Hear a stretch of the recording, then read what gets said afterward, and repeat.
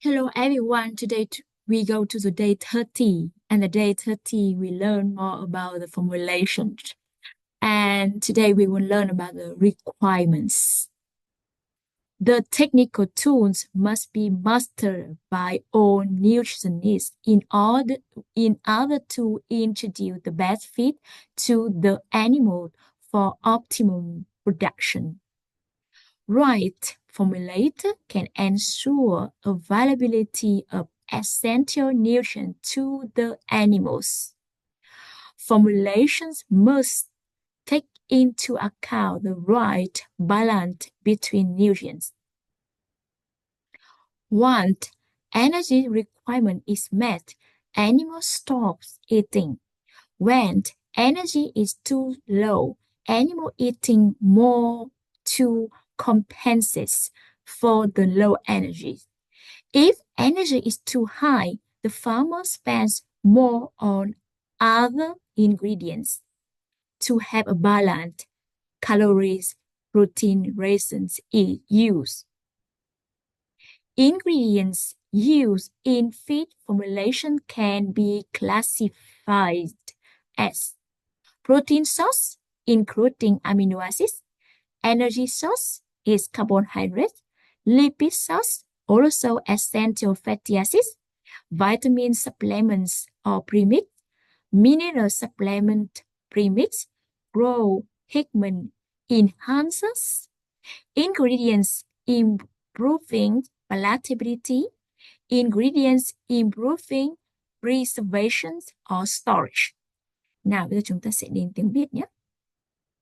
Xin chào các bạn đến với bài 30. Và bài 30 chúng ta tiếp tục học về formulator, tức là học về phối hợp khẩu phần. Thế thì hôm qua chúng ta đã học về phối hợp khẩu phần, hôm nay chúng ta học về requirement, tức là những yêu cầu của việc phối hợp khẩu phần. Thế thì yêu cầu của việc phối hợp requirement là yêu cầu của việc phối hợp khẩu phần. The technical tools, tức là tool có nghĩa là công cụ, technical là kỹ thuật, tức là công cụ kỹ thuật, must be mastered, tức là must be mastered, master là thành thạo, thế cần phải được thành thạo by all nutritionists, cần phải được thành thạo cái kỹ thuật formulator lại phải được thành thạo bởi tất cả các nhà dinh dưỡng. In order to introduce, để làm gì? In order to introduce, thành thạo bởi các nhà dinh dưỡng để làm gì? Để introduce, để giới thiệu, để sử dụng cái introduce này, tiếng Việt của nó là giới thiệu, để giới thiệu the best feed, để giới thiệu cái thức ăn the best fish. Best này là thức ăn tốt nhất, thức ăn, fish là thức ăn. Introduce the best feed to animals. To animal tức là giới thiệu những thức ăn tốt nhất cho con vật. To for optimum. For là để làm gì? For optimum. Optimum là tối ưu. Production là tối ưu cái sức sản xuất của con vật đó. Thì đấy chính là requirement.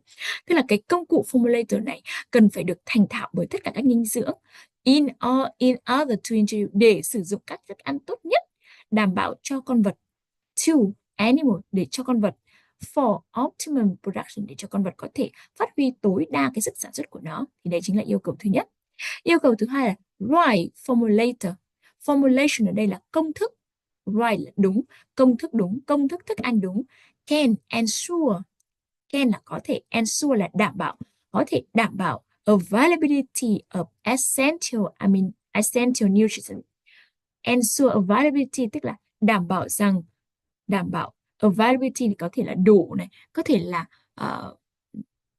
được sử dụng. Thế thì ở đây mình sẽ dùng là đủ. Right formulation tức là công thức đúng, can be ensure, đảm bảo rằng, có thể đảm bảo rằng essential amino acid, essential nutrients tức là chất nutrient là chất dinh dưỡng, những chất dinh dưỡng, essential là những chất dinh dưỡng cần thiết, đủ, đảm bảo đủ những chất dinh dưỡng cần thiết to the animal, cho động vật. Và tiếp theo là, đấy là yêu cầu thứ hai, tức là một công thức đúng cần phải đảm bảo tất cả các chất dinh dưỡng cần thiết cho con vật. Formulators tức là công thức, must take into account, cần phải tính toán.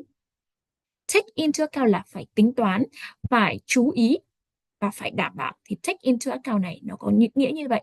Như vậy chúng ta sẽ là formulation tức là công thức, cần, must là rất là cần, phải làm, cần phải tính toán. The right balance between nutrients. The right tức là thích hợp hoặc là đúng, balance là cân bằng, between nutrients, tức là cần phải đảm bảo rằng, cần phải đúng, cần phải tính đến sự balance, sự cân bằng giữa các giá trị, cân bằng giữa các chất dinh dưỡng phải đúng. Thì đấy chính là 3 yêu cầu. Yêu cầu thứ nhất là cái công cụ này cần phải được thành thạo bởi các nhà dinh dưỡng để đảm bảo ra là chúng ta tìm thấy những cái thức ăn tốt nhất làm cho con vật có thể phát huy tối đa cái sức sản xuất của chúng. Thứ hai là thức ăn công thức đúng cần phải đảm bảo rằng tất cả các chất dinh dưỡng cần thiết cho con vật phải đủ. Và tiếp theo nữa là formulation must take into account, tức là cái công thức làm công thức cần phải tính toán đến, cần phải chú ý đến, cần phải quan tâm đến cái sự cân bằng giữa các chất dinh dưỡng phải đúng. Thì đấy chính là 3 yêu cầu của formulation.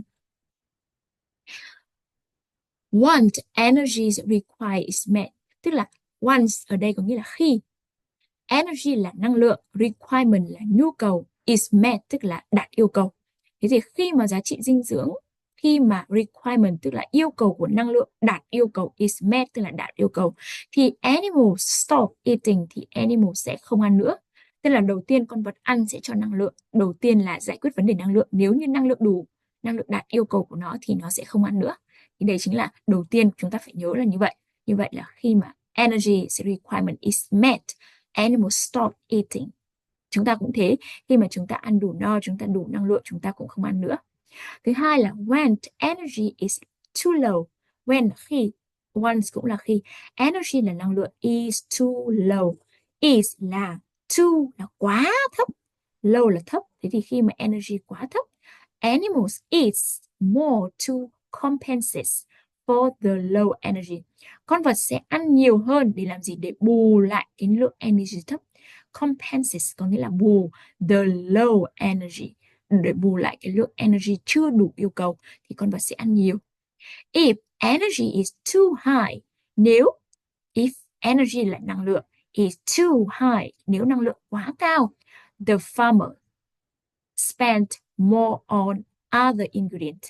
Lúc đó người nông dân sẽ sử dụng nhiều hơn các cái nguyên liệu khác.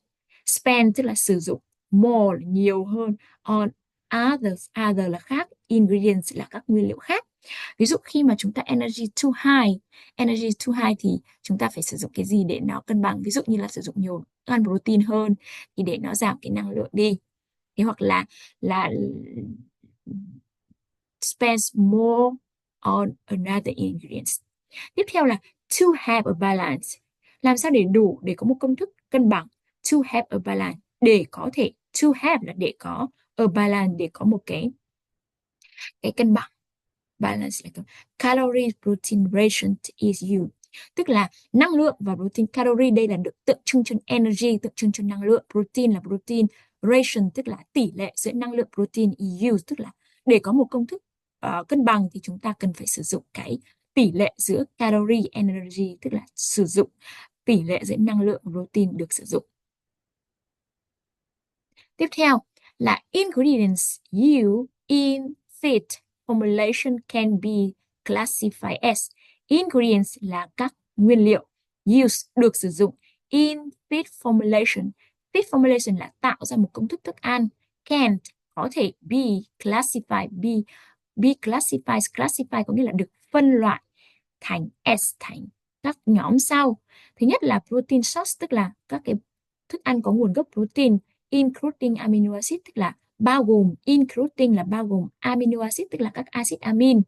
Thứ hai là nhóm thứ hai là energy source, tức là nhóm carbon hydrate, ví dụ như là các loại ngũ cốc này chẳng hạn, hoặc là các loại phụ phẩm của ngành ngũ cốc này, thì đấy chính là energy source. Tiếp theo là lipid source, tức là cái nguồn mỡ, nguồn cung cấp dầu mỡ, thì nó also essential fatty acid là cung cấp, also là cũng, essential là cần thiết, và fatty acid là fatty acid tức là bao gồm các cái acid béo cần thiết. Tiếp theo là vitamin supplements or premix, tức là vitamin supplement là các cái thức ăn bổ sung vitamin, hoặc là premix. Mineral supplements là bổ sung, mineral là khoáng, hoặc là premix. Tiếp theo là grow pigments enhancer. Enhancer là tăng cường hay là làm giàu, và grow có nghĩa là tăng khả năng sinh trưởng, grow là sinh trưởng, pigment là tăng màu sắc của thức ăn, thì enhance tức là những cái chất phụ gia để làm tăng sinh trưởng hoặc là tăng cái màu sắc thức ăn. Pigment là màu sắc. Tiếp theo là ingredients, tức là những nguyên liệu. Improving tức là tăng cường hay là cải thiện, hay là palatability. Palatability là độ ngon miệng của thức ăn. Ingredients là những nguyên liệu. Improving là tăng cái khả năng ngon miệng của thức ăn. Ingredients improving preservation and storage. Preservation là bảo quản, and storage cũng là bảo quản, tức là các nguyên liệu để làm tăng cái quá trình bảo quản, thì đấy chính là những cái nguyên liệu mà được sử dụng trong quá trình feed formulator, tức là trong quá trình phối hợp khẩu phần, feed formulation. Okay, bye bye and see you next day.